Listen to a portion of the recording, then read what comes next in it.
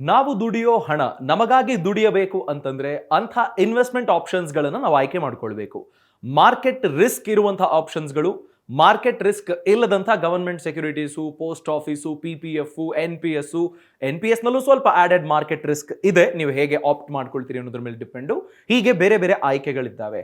ಅಂಥ ಆಯ್ಕೆಗಳ ಪೈಕಿ ಮ್ಯೂಚುವಲ್ ಫಂಡ್ಸ್ SIP ಮಾಡೋದು ಬಹಳ ಸಿಂಪಲ್, ಹಾಗೇನೆ ನಿಮ್ಮ ಹಣವನ್ನು ಬೆಳೆಸೋದಕ್ಕಿರುವ ಒಂದು ಸರಳ ಆಯ್ಕೆ ಅನ್ನೋದನ್ನ ಜನ ಅರಿತುಕೊಂಡ್ಬಿಟ್ಟಿದ್ದಾರೆ. ಹೀಗಾಗಿ ಕೋಟ್ಯಾಂತರ ಜನ ಡಿಮ್ಯಾಟ್ ಅಕೌಂಟ್ಗಳನ್ನು ಓಪನ್ ಮಾಡ್ತಿದ್ದಾರೆ. ಹೆಚ್ಚೆಚ್ಚು ಮ್ಯೂಚುವಲ್ ಫಂಡ್ಗಳಲ್ಲಿ ಹೂಡಿಕೆ ಮಾಡುವಂತಹ ಮನಸ್ಥಿತಿ ಬೆಳೀತಾ ಇದೆ. ಆದ್ರೆ ಮ್ಯೂಚುವಲ್ ಫಂಡ್ಸ್ಗಳಲ್ಲಿ ಯಾವ್ಯಾವ ಚಾರ್ಜಸ್ ಇರುತ್ತೆ, ಏನೇನಕ್ಕೆ ನಾವು ಪೇ ಮಾಡಬೇಕಾಗತ್ತೆ, ಸಮ್ ಚಾರ್ಜಸ್ ನಿಮ್ಗೆ ಹೇಗಿರುತ್ತಪ್ಪ ಅಂತಂದ್ರೆ ಇಂತಿಷ್ಟು ಕಾಲಾವಧಿವರೆಗೆ ನೀವು ಇನ್ವೆಸ್ಟೆಡ್ ಇದ್ರೆ ಈ ಚಾರ್ಜ್ ಇರೋದಿಲ್ಲ, ಒಂದ್ ವೇಳೆ ನೀವು ಇನ್ವೆಸ್ಟೆಡ್ ಇಲ್ಲ ಅಂತಂದ್ರೆ ಈ ಚಾರ್ಜ್ ಅಪ್ಲಿಕೇಬಲ್ ಅನ್ನೋ ಥರದ್ದೆಲ್ಲ ಇದೆ. ಏನವು ಚಾರ್ಜಸ್ಗಳು ಅನ್ನೋದ್ರ ಬಗ್ಗೆ ಈ ವಿಡಿಯೋದಲ್ಲಿ ನಾನು ತಿಳಿಸ್ಕೊಡ್ತೀನಿ.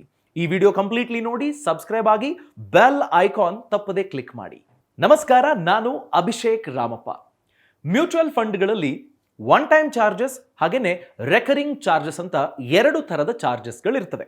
ಈ ಒನ್ ಟೈಮ್ ಚಾರ್ಜ್ ಅಂದ್ರೆ ಹೆಸರೇ ಹೇಳೋ ಹಾಗೆ ಒಮ್ಮೆ ನೀವು ಪೇ ಮಾಡ್ತೀರಿ ಅಷ್ಟೇ, ಪದೇ ಪದೇ ಪೇ ಮಾಡುವಂಥದ್ದಿಲ್ಲ. ರೆಕರಿಂಗ್ ಚಾರ್ಜಸ್ ಅನ್ನ ನೀವು ಪಡ್ಕೊಳ್ಳೋ ಅಡ್ವೈಸ್ಗೆ, ಮಾರ್ಕೆಟಿಂಗ್ಗೆ ಅಂತ ಖರ್ಚು ಮಾಡೋದಕ್ಕೆ, ಅಥವಾ ಬೇರೆ ಡಿಸ್ಟ್ರಿಬ್ಯೂಷನ್ ಚಾರ್ಜಸ್ ಅಂತ ಈ ತರದ ಬೇರೆ ಬೇರೆ ಚಾರ್ಜಸ್ಗಳು ಇರುತ್ತೆ. ರೆಕರಿಂಗ್ ಚಾರ್ಜಸ್ ಅಂದ್ರೆ ಒಂದು ಪ್ರಿಡಿಫೈನ್ಡ್ ಟೈಮ್ ಪೀರಿಯಡ್ಗೆ ನೀವು ಇಂತಿಷ್ಟು ಅಂತ ಫೀಸ್ನ ಕಟ್ತಾ ಹೋಗ್ತೀರಿ. ಈ ಒನ್ ಟೈಮ್ ಚಾರ್ಜ್ ಅನ್ನೋದಿದೆಯಲ್ಲ, ಮುಂಚೆ ಎಂಟ್ರಿ ಲೋಡ್ ಅಥವಾ ಎಕ್ಸಿಟ್ ಲೋಡ್ ಅನ್ನೋ ಆಪ್ಷನ್ ಇತ್ತು.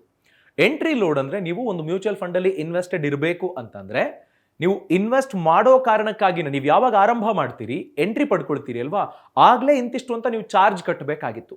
ಅದನ್ನ ಎಂಟ್ರಿ ಲೋಡ್ ಅಂತ ಕರೀತಾರೆ. ಒನ್ ಟೈಮ್ ಚಾರ್ಜಸ್ ನಲ್ಲಿ ಇನ್ನೊಂದು ಥರದ ಆಪ್ಷನ್ ಇದ್ದಿದ್ದು ಎಕ್ಸಿಟ್ ಲೋಡ್. ಈ ಎಕ್ಸಿಟ್ ಲೋಡ್ ಅಂದ್ರೆ ಏನಪ್ಪಾ ಅಂತಂದ್ರೆ ನಿಮಗೊಂದು ಕಾಲಾವಧಿ ಇರುತ್ತೆ. ಅಷ್ಟು ಕಾಲಾವಧಿಯವರೆಗೆ ನೀವು ಇನ್ವೆಸ್ಟೆಡ್ ಇಲ್ಲ ಅಂತಂದ್ರೆ, ಅದಕ್ಕೆ ಮುಂಚೆ ನೀವು ವಿತ್ಡ್ರಾ ಮಾಡ್ಕೊಳ್ತೀರಿ ನಿಮ್ಮ ಇನ್ವೆಸ್ಟ್ಮೆಂಟ್ ಅನ್ನ ಅಂತಂದ್ರೆ ಇಂತಿಷ್ಟು ಪರ್ಸೆಂಟ್ ಅಂತ ನೀವು ಫೀಸ್ ಅಥವಾ ಚಾರ್ಜ್ ಅನ್ನ ಕಟ್ಟಬೇಕು. ಸೊ ಆ ಕಾರಣಕ್ಕೆ ಅದನ್ನ ಎಕ್ಸಿಟ್ ಲೋಡ್ ಅಂತ ಕರೀತಿದ್ರು. ಅಂದ್ರೆ ನಿಮಗೆ ಸಾಮಾನ್ಯವಾಗಿ 0.25% ನಿಂದ 4% ವರೆಗೂ ಎಕ್ಸಿಟ್ ಲೋಡ್ ಅಂತ ಚಾರ್ಜ್ ಮಾಡಲಾಗುತ್ತೆ. ಬೇರೆ ಬೇರೆ ತರದ ಫಂಡ್ಗಳಿದ್ದಾವೆ, ನಿಮಗೆ ಡೈರೆಕ್ಟ್ ಫಂಡು ಅಥವಾ ರೆಗ್ಯುಲರ್ ಫಂಡು, ಬೇರೆ ಬೇರೆ ತರದ ಆಪ್ಷನ್ಗಳಿದ್ದಾವಲ್ಲ, ಅದರ ಮೇಲೆ ಅದು ಡಿಪೆಂಡೆಂಟ್ ಆಗುತ್ತೆ. 0.25 ಇಂದ 4%ನವರೆಗೆ. ಈ ಎಕ್ಸಿಟ್ ಲೋಡಿಗೆ ಟೈಮ್ ಲಿಮಿಟ್ 1 ವರ್ಷ. ಅಂದ್ರೆ ನೀವು ಒಂದು ಫಂಡ್ ಅಲ್ಲಿ ಹೂಡಿಕೆ ಮಾಡೋದಕ್ಕೆ ಸ್ಟಾರ್ಟ್ ಮಾಡಿದ್ರೆ ಅಟ್ಲೀಸ್ಟ್ 1 ವರ್ಷದವರೆಗೆ ಹೂಡಿಕೆ ಮಾಡ್ತಾ ಇರಬೇಕು. 1 ವರ್ಷಕ್ಕೆ ಮುಂಚೆ ಅಂದ್ರೆ 6 ತಿಂಗಳಿಗೋ, 9 ತಿಂಗಳಿಗೋ, ಅಥವಾ 10 ತಿಂಗಳಿಗೋ, 11 ತಿಂಗಳಿಗೋ ನಿಮ್ಮ ಹೂಡಿಕೆಯ ಹಣವನ್ನು ನಾನು ವಾಪಸ್ ತಕ್ಕೊಳ್ತೀನಿ ಅಂತಂದ್ರೆ ಆಗ ನೀವು ಎಕ್ಸಿಟ್ ಲೋಡ್ ಅನ್ನ ಪೇ ಮಾಡಿನೇ ಎಕ್ಸಿಟ್ ಆಗಬೇಕಾಗತ್ತೆ. ಆ ಥರದ ಆಪ್ಷನ್ ಇರುವಂತಹ ಒಂದು ಆಯ್ಕೆ ಎಕ್ಸಿಟ್ ಲೋಡ್. ಈಗ ಎಂಟ್ರಿ ಲೋಡ್ ಅನ್ನ ಬ್ಯಾನ್ ಮಾಡಲಾಗಿದೆ. ಸೊ ಎಕ್ಸಿಟ್ ಲೋಡ್ ಅನ್ನ ನಾವು ಗಮನಿಸಬಹುದು. ಒಂದು ವೇಳೆ ಆ ಪ್ರಿಡಿಫೈನ್ಡ್ ಟೈಮ್ ಏನಿರುತ್ತೆ ಆ ಟೈಮ್ ನ ಒಳಗಾಗಿ ನೀವು ಎಕ್ಸಿಟ್ ಆಗ್ತೀರಿ ಅಂತಂದ್ರೆ. ರೆಕರಿಂಗ್ ಚಾರ್ಜಸ್ ನಲ್ಲಿ ನಾವು ಗಮನಿಸಿದ್ವಿ, ಅಡ್ವೈಸಿಂಗ್ಗೆ, ಮಾರ್ಕೆಟಿಂಗ್ಗೆ, ಬೇರೆ ಬೇರೆ ತರದ ಡಿಸ್ಟ್ರಿಬ್ಯೂಟರ್ಸ್ಗೆ ಕೊಡೋದಕ್ಕೆ ಕಮಿಷನ್ಸು, ಈ ತರದೆಲ್ಲ ಬರುತ್ತೆ. ಪೋರ್ಟ್ಫೋಲಿಯೋ ಮೇಂಟೆನೆನ್ಸ್ಗಂತಾನು ಇಂತಿಷ್ಟು ಅಂತ ಚಾರ್ಜ್ ಮಾಡ್ತಾರೆ. ಯಾಕೆ ಅಂತಂದ್ರೆ ಅಸೆಟ್ ಮ್ಯಾನೇಜರ್ ಇರ್ತಾರಲ್ವಾ, ಆ ಅಸೆಟ್ ಮ್ಯಾನೇಜರ್ಗೆ ಇಂತಿಷ್ಟು ಅಂತ ನಾವು ಕೊಡಬೇಕಾಗತ್ತೆ, ಚಾರ್ಜಸ್ ಅನ್ನ ಪೇ ಮಾಡಬೇಕಾಗತ್ತೆ. ಸೊ ಹೀಗೆ ರೆಕರಿಂಗ್ ಏನು ಚಾರ್ಜಸ್ ಅಂತ ಬಂದ್ರೆ ನಿಮಗೆ ಟೈಮ್ ಪೀರಿಯಡ್ಗೆ ಇಂತಿಷ್ಟು ಅಂತ ಪೇ ಮಾಡ್ತಾ ಹೋಗ್ತೀರಿ. ಸೊ ಈ ಚಾರ್ಜಸ್ಗಳಲ್ಲಿ ಬರಬಹುದಾದ ಕ್ಲಾಸಿಫಿಕೇಶನ್ ಏನು, ಯಾವ್ಯಾವ ಚಾರ್ಜಸ್ಸು ಅನ್ನೋದನ್ನ ನೋಡ್ತಾ ಹೋಗೋಣ. ಒಂದು ಮ್ಯಾನೇಜ್ಮೆಂಟ್ ಫೀ, ಅಂದ್ರೆ ಫಂಡ್ ಮ್ಯಾನೇಜರ್ ಕೊಡುವ ಸರ್ವಿಸಸ್ಗೆ ಅವರಿಗೆ ಸಿಗುವ ಚಾರ್ಜಸ್.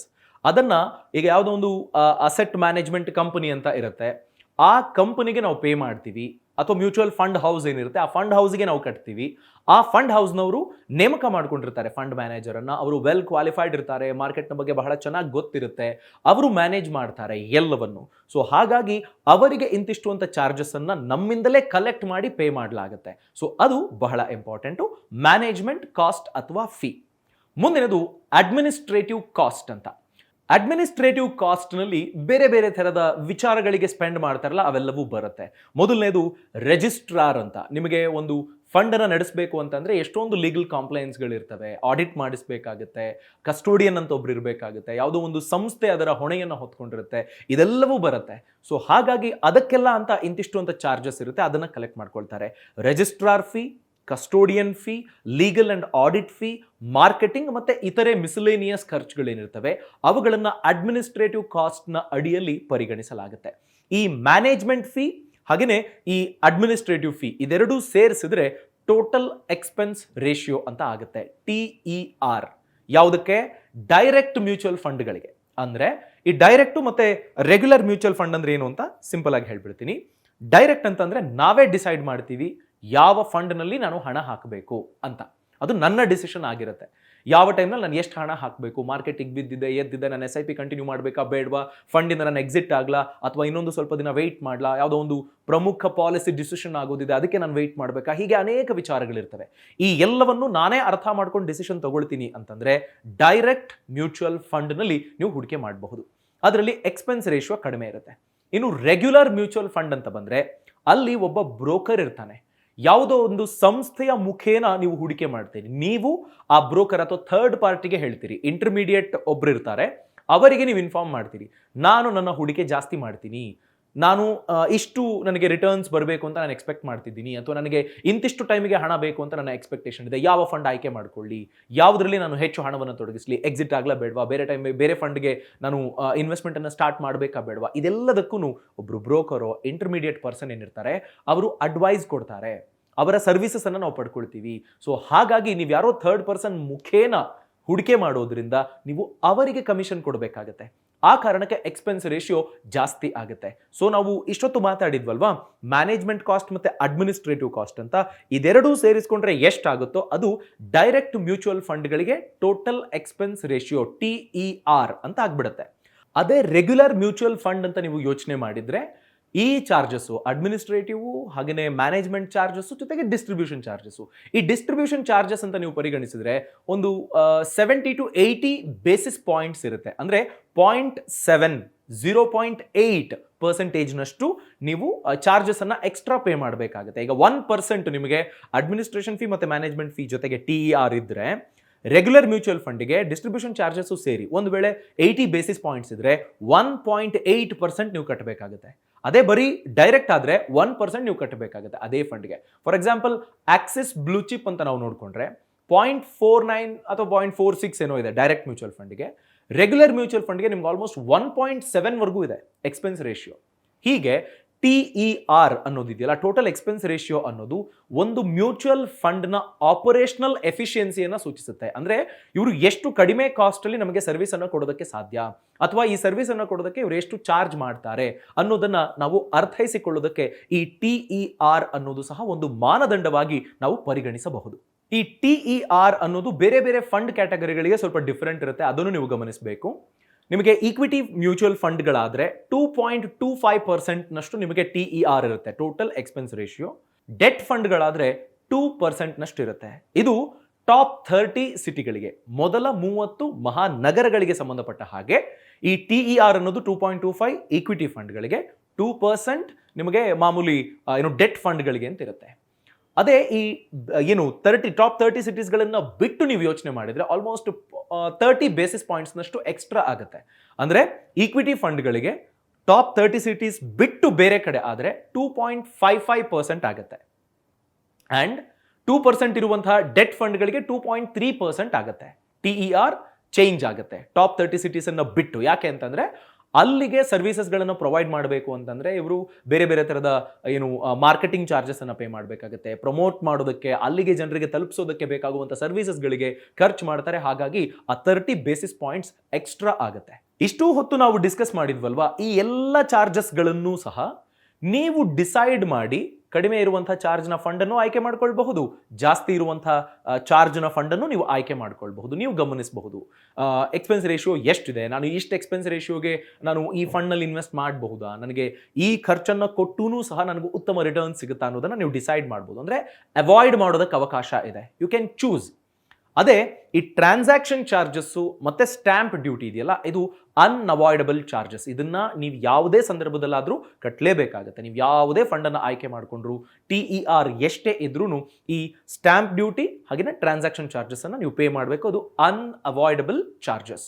ಹಾಗಾದ್ರೆ ಈ ಎಕ್ಸ್ಪೆನ್ಸ್ ರೇಷಿಯೋಗಳನ್ನ ಅಥವಾ ನಾವು ಖರ್ಚು ಮಾಡುವಂತಹ ಹಣ ಏನಿದೆ, ಚಾರ್ಜಸ್ ಏನು ಪೇ ಮಾಡ್ತೀವಿ, ಇದರ ಬಗ್ಗೆ ಗಮನಿಸೋದು ಅಷ್ಟು ಇಂಪಾರ್ಟೆಂಟಾ? ಈಗ ನಾನು ಡೈರೆಕ್ಟ್ ಫಂಡಿಗೆ ಹೋದ್ರೆ ನಾನೇ ಡಿಸಿಷನ್ ತಗೋಬೇಕು.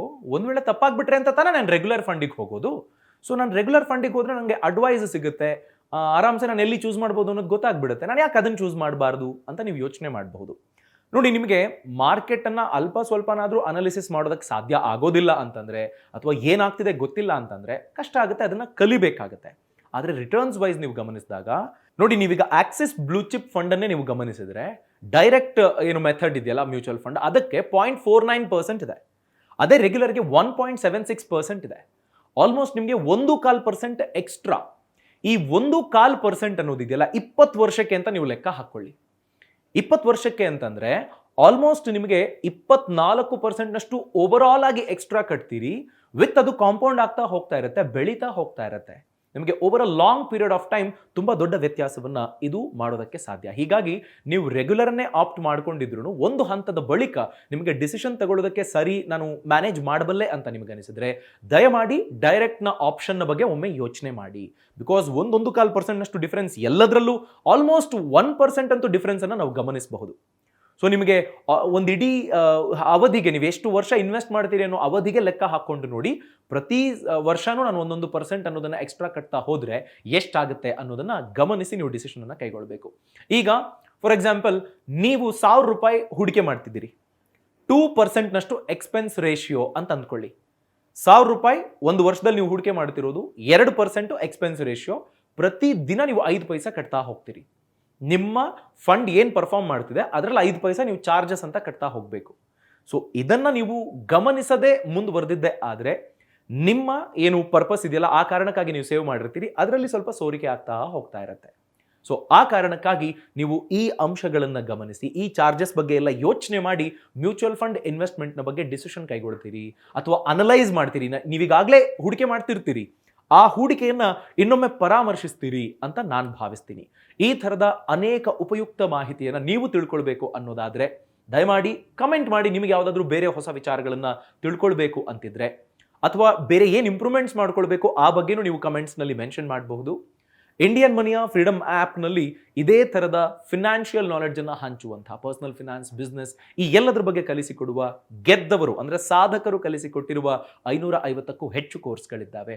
ಅದರಿಂದನೂ ನೀವು ಹೆಚ್ಚಿಗೆ ಕಲಿಯೋದಕ್ಕೆ ಸಾಧ್ಯ. ಈ ಕೂಡಲೇ ಫ್ರೀಡಮ್ ಆ್ಯಪನ್ನು ಪ್ಲೇಸ್ಟೋರ್ ಅಥವಾ ಆ್ಯಪ್ ಸ್ಟೋರ್ನಿಂದ ಡೌನ್ಲೋಡ್ ಮಾಡಿಕೊಳ್ಳಿ. ನಿಮ್ಮ ಕನಸನ್ನು ನೀವು ಚೇಸ್ ಮಾಡಿ. All the very best.